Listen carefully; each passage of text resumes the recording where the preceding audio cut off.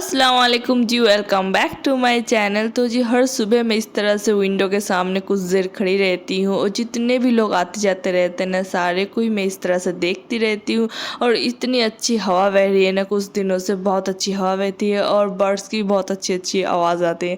तो मुझे ना बहुत ज़्यादा पसंद है सुबह उठ के इस तरह से विंडो पे खड़े रहना। और आज फ्राइडे वाला भी दिन था और युवान के स्कूल पे एक्टिविटी था, तो ये 2 कलर्स के पेपर चाहिए थे, येलो एंड ग्रीन पे, और एक फेविकोल चाहिए था और रिबन चाहिए था। और मैंने 2 रिबन मंगा के रखा था। और यहाँ पे सारा कुछ मैंने तैयार करके रखा, युवान का बैग, लंच बॉक्स, यूनिफॉर्म और जितना भी उसके स्कूल पे नीड था, जितना भी कुछ एक्टिविटी के लिए, वो सारा कुछ मैंने यहाँ पे रेडी कर दिया। अब फ़िलहाल तो सिर्फ युवान को ही रेडी करना बाकी है। अभी 8:30 के करीब टाइम हो रहा है और 9 AM से युवान का स्कूल स्टार्ट है। और ये जनाब को देखिए, खा लिया पी लिया और खेलने पे लग गए, बिल्कुल कोई टेंशन नहीं कि स्कूल जाना है। यहाँ पे मैं फटाफट से युवान को रेडी कर रही हूँ, उसके बाद निकलते हैं स्कूल के लिए। और हमारे घर से ना स्कूल बहुत नज़दीक है, मुश्किल से 4 से 5 मिनट टाइम लगता है। कभी कभी तो ऐसा हुआ है कि स्कूल स्टार्ट होने में सिर्फ 10 मिनट बाकी है और हम लोग घर से निकले। इतना मतलब हम लोग के घर के नज़दीक है ना, तो कोई मसला नहीं होता और कोई ज़्यादा हड़बड़ी नहीं रहती स्कूल जाने में। ऊपर से आज फ्राइडे वाला दिन है, तो आज सिर्फ मैथ और इंग्लिश क्लास होनी है और पूरा टाइम इन लोगों की एक्टिविटी चलने वाली है। आज फ्राइडे वाला दिन है, तो फ्राइडे वाला दिन ना ज़्यादा कोई क्लास नहीं होता, सिर्फ 2 ही क्लास रहते हैं और सारा दिन एक्टिविटी रहता है।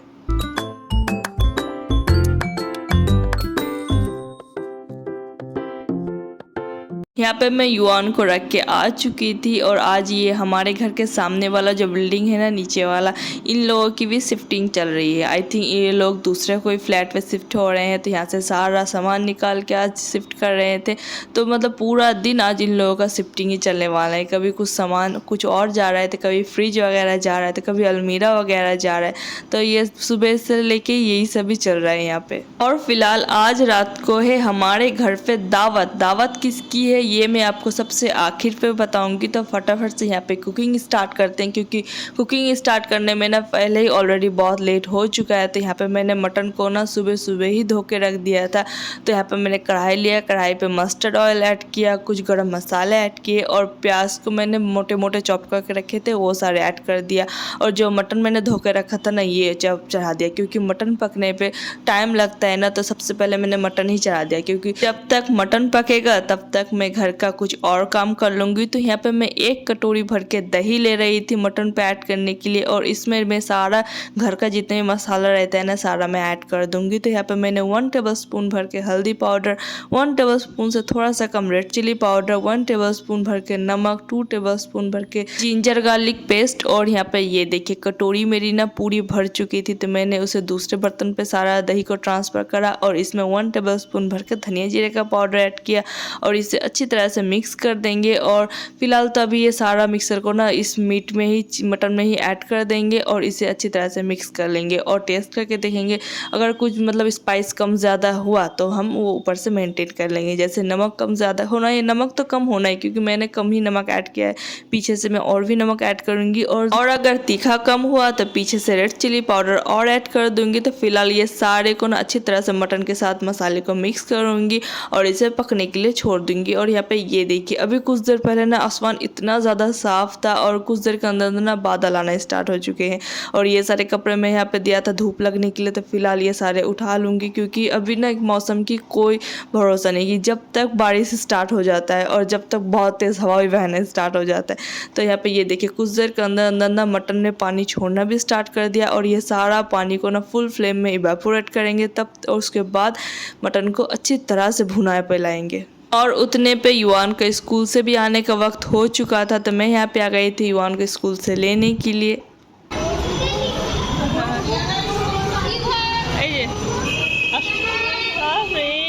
গলাতে কি ম্যাঙ্গো আছে? চলো আসো আসো আসো, চলো ব্যাগ দাও ব্যাগ দাও, ব্যাগ খুলো, চলো আসো আসো। হ্যাঁ এখানে দাঁড়াও তো দাঁড়াও তো, তোমার দেখে নি, ফটো নিয়ে নিই। মানে দেখি তো ম্যাঙ্গো দেখা তো, ওয়াও। চলো চলো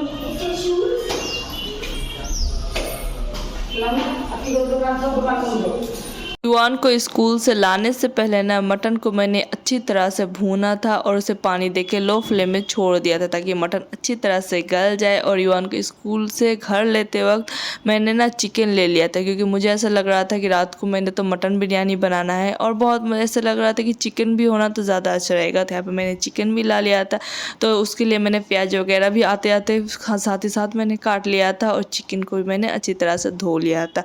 और मतलब वो होता ना वीडियो में कंटिन्यू ही नहीं कर पा रही थी क्योंकि युवान के स्कूल से ला के उसके बाद उसे ड्रेस चेंज करवाना, उसे नहलाना, उसे खिलाना, उसके बाद फिर से मैंने ये सारा कुकिंग का काम स्टार्ट किया और ऊपर से दोपहर का लंच की भी प्रिपेयर करना है मुझे। तो सारा कुछ ना बहुत ही मेसी सा क्रिएट हो रहा था। और यहाँ पे मैंने चिकन को ना बहुत सिंपल वे में पका रही हूँ, जैसे हर घर में बनता है चिकन ना वही से मैं बना रही थी। यहाँ पे मैंने मस्टर्ड ऑयल लिया, गरम मसाला ऐड किए, थोड़ा सा गरम मसाला को चटकाया और प्याज ऐड कर दिया और प्याज को छोड़ दिया ताकि वो थोड़ा सा वो तो ना ब्राउनिश टाइप हो जाए। उसके बाद इसमें अदरक लहसुन का पेस्ट और जितने भी घर का मसाला, नमक, हल्दी, मिर्ची, धनिया जीरे का पाउडर और जितना भी रखता है वो सारा मैंने ऐड किया और उसे भी थोड़ा सा पानी देके भूना क्योंकि मैंने ना बहुत कम क्वांटिटी में ऑयल का इस्तेमाल किया था और मुझे ऐसा लग रहा था कि मसाला जल ना जाए, इसलिए मैंने यहाँ पे थोड़ा सा पानी ऐड किया और चिकन ऐड कर दिया और चिकन को भी मसाले के साथ अच्छी तरह से भूनूंगी। रात के डिनर के लिए मैंने प्लान किया है कि मैं मटन बिरयानी बनाऊंगी और चिकन बनाऊंगी। चिकन में ना थोड़ा सा ग्रेवी रख दूंगी ताकि खाने में ना मज़ा आए, जिसको ग्रेवी की ज़रूरत पड़े तो वो ले ले। उसके बाद मैं शामी कबाब बनाऊंगी और एक डिज़र्ट भी बनाना है मुझे, तो देखते हैं क्या क्या मैं कर पाती हूँ। फिलहाल तो मैंने ये सारा कुछ भी प्लान करके रखा है। शाम को हस्बैंड ने भी आना है और अगर हस्बैंड पहले से रहते ना तो बहुत ज़्यादा हेल्प कर देते क्योंकि वो युवान को संभाल लेते हैं और थोड़ा बहुत मेरा हेल्प भी कर देते हैं। तो फिलहाल तो वो है नहीं यहाँ पे। और ये जो दावत वाला प्रोग्राम है ना, ये कल रात को 12 बजे ही फिक्स्ड हुआ कि आज रात को दावत है, तो ये रात को तो मैं कुछ ही नहीं कर पाई थी, सिर्फ मटन को फ्रिज से निकाल के बाहर रख दिया था और बस इतना ही किया था। अस्सलाम वालेकुम जी, welcome back to my channel. तो जी आज है दावत किसकी है ये मैं आपको सबसे आखिर पे बताऊंगी। तो फिलहाल रात की दावत रखी है मैंने और मतलब कि कल रात को ही फाइनल हुआ कि आज रात को दावत है। तो सुबह सुबह ना इतना मतलब युवान का स्कूल भी था और ये सब वगैरह भी था। और फिलहाल तो मैंने यहाँ पे चावल को भी धो के भिगो दिए हैं और यहाँ पे शामी कबाब की मिक्सर भी तैयार है। अब इसे अच्छी तरह से गूंदना है और इसमें अंडा वगैरह प्याज वगैरह जाएगा और उसके बाद इसमें सेब दे देंगे इसको। और यहाँ पे मैं कर रही हूँ डिज़र्ट की तैयारी और यहाँ पे ये मैंगो मैंने दोपहर को खाया था तो एक बच चुका है।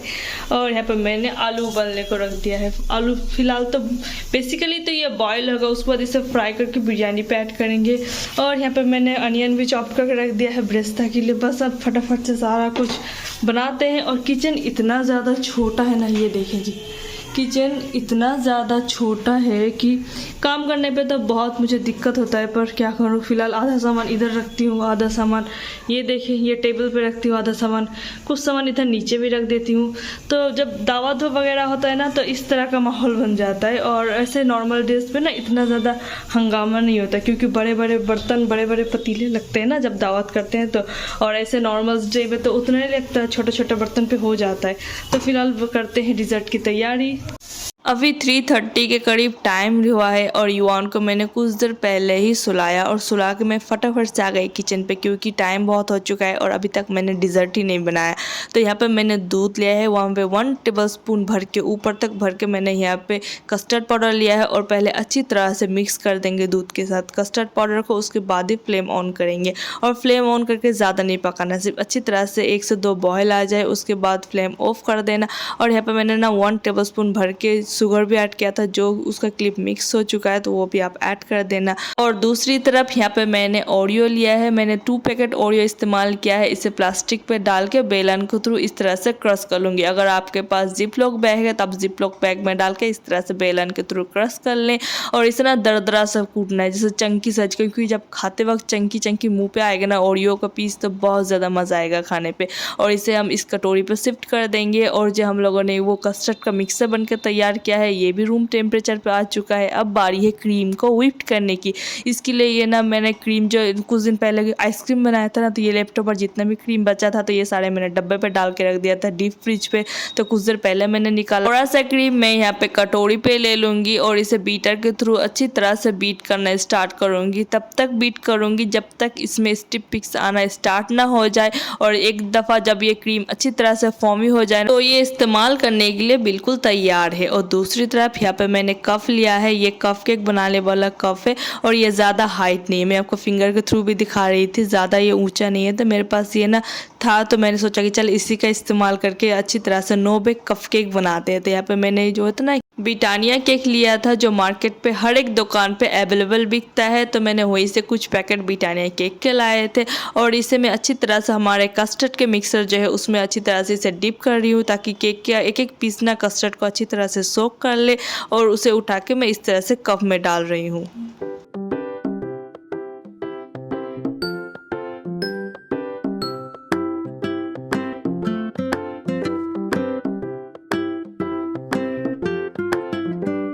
केक ऐड करने के बाद कप में जितना भी स्पेस खाली रह गया है ना, उसमें भी मैं केक को क्रश करके ऐड कर दूंगी, ताकि कप में कहीं भी कुछ भी स्पेस फाका ना रहे केक से। अब बारी है इसमें ओरियो ऐड करने की, तो मैंने 1 टेबलस्पून भर भर के इसमें सारे कप केक में ना ओरियो ऐड किया था, ताकि जब खाते वक्त मुंह पे आएगा ना तो बहुत मज़ा आएगा ओरियो का। ये वाला कप केक बनाना ना बहुत ही ज़्यादा आसान है, सिर्फ मार्केट से सामान लाने की देर है और बनाने की देर है, इसलिए मैंने इसका नाम रखा है नो बेक कप केक, क्योंकि इसमें बेकिंग का कोई काम ही नहीं है। आप आराम से कोई से भी कप केक बना सकते हैं अपने फ्लेवर का। अगर आपको किटकैट वाला पसंद है तो आप किटकैट चॉकलेट का इस्तेमाल करें, जैसे मैंने ओरियो का इस्तेमाल किया, और आप अगर आप चाहें ना तो कुछ भी बना सकते हैं इस तरह से, और बहुत मज़े की बन के तैयार होती है। और सबसे आखिर पे मैं यहाँ पे क्रीम इस्तेमाल कर रही हूँ। हर कप के पे ना 1 टेबलस्पून भर के मैंने क्रीम का इस्तेमाल करा है, और कुछ में थोड़ा सा ज़्यादा का भी इस्तेमाल करा है। जैसे जैसे नीड थी ना उसी तरह से मैंने सारे को इस्तेमाल करा है।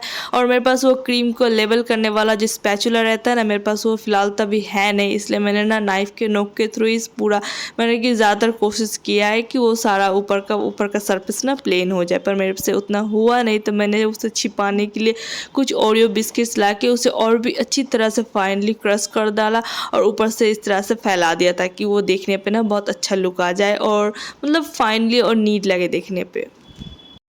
और दूसरी तरफ यहाँ पे मैंने बड़ी सी कढ़ाई लिया था, इसमें ऑयल देके जब ऑयल अच्छी तरह से गर्म हो गया था ना, तो जितने भी मैंने अनियन को थिन स्लाइस करके रखा था ब्रेस्ता बनाने के लिए, वो सारा ऐड कर दिया, क्योंकि साथ ही साथ इस तरह से मैं यहाँ पे कप केक भी बनाऊंगी और दूसरी तरफ यहाँ पे ब्रेस्ता भी अच्छी तरह से गोल्डन ब्राउन हो जाएगा। और ये रहा जी मेरा कप केक का फाइनल लुक। मैंने क्या किया, लास्ट में ओरियो का 1/2 में काट के आधा आधा ओरियो सारे कप केक में ऐड कर दिए, ताकि लुक बिल्कुल टेम्पटिंग सा लगे और देखने में बहुत अच्छा लगे। और मैंने इसे अच्छी तरह से फ्रिज में भी रख दिया, ताकि ये ना कूल डाउन हो जाए और ठंडा ठंडा खाने में ना बहुत ज़्यादा मज़ा आएगा कप केक को। और देखते देखते यहाँ पे मेरा ब्रेस्ता भी बनके तैयार हो चुका था। और दूसरी तरफ यहाँ पे मैंने बिरयानी का चावल को भी चढ़ा दिया, ताकि अच्छी तरह से बॉईल हो जाए, और कुछ देर के अंदर अंदर नहीं ये बॉईल हो चुका था।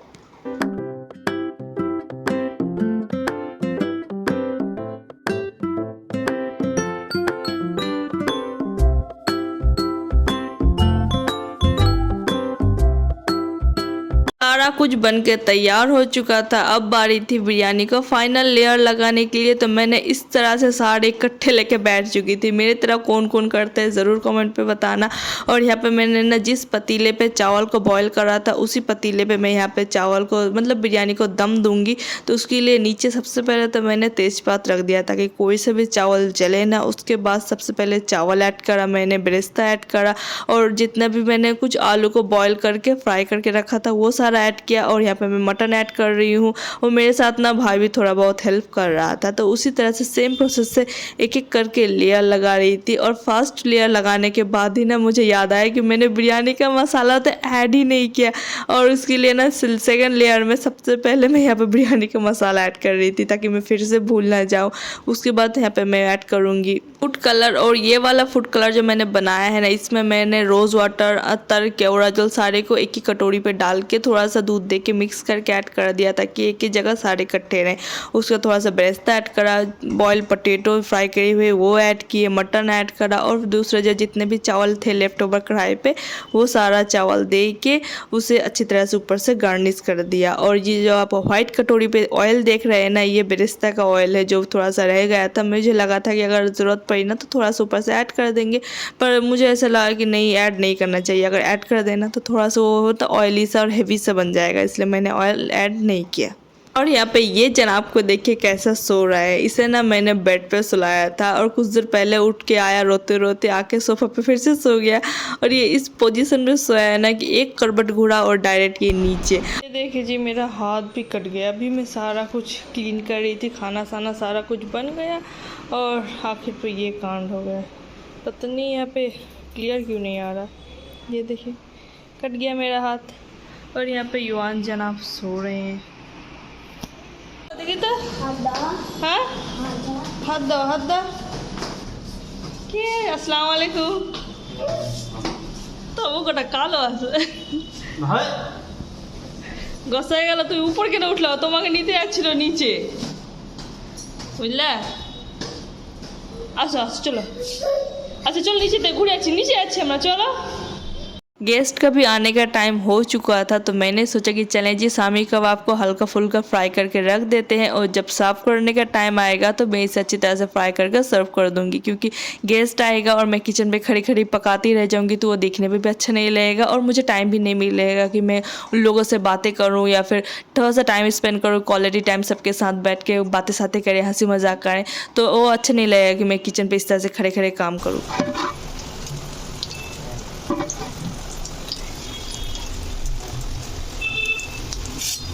और आज मेरे घर पे दावत पे आ रहे थे मीजान भैया साहबाज, जो मेरा एक बहुत पुराना स्कूल फ्रेंड था, उसे भी मैंने बुलाया था और मेरी ननद के बच्चे लोग थे उसे भी मैंने बुलाया था। लगभग 4-5 लोग हो चुके थे आज हमारे घर पे दावत पे। अस्सलाम वालेकुम।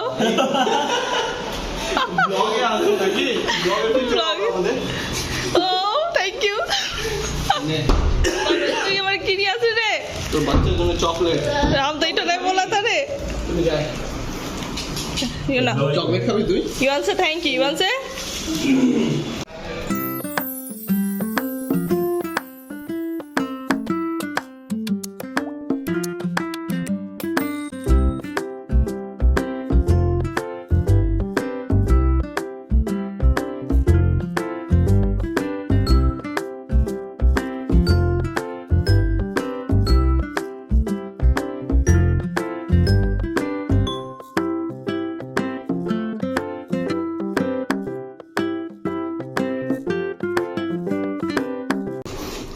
Hello guys. सो गाइस मैं यहाँ आया हूँ स्नेहा के हाथ की बिरयानी खाने। मेरी बहन मुझे बहुत दिन से कह रही थी कि भैया आपको बिरयानी खिलाना है, but I was not free. तो ठीक है आज उसने टाइम हाँ दे सकते हो तुम। ये मेरा भांजा है, भुकलू भांजा। वाओ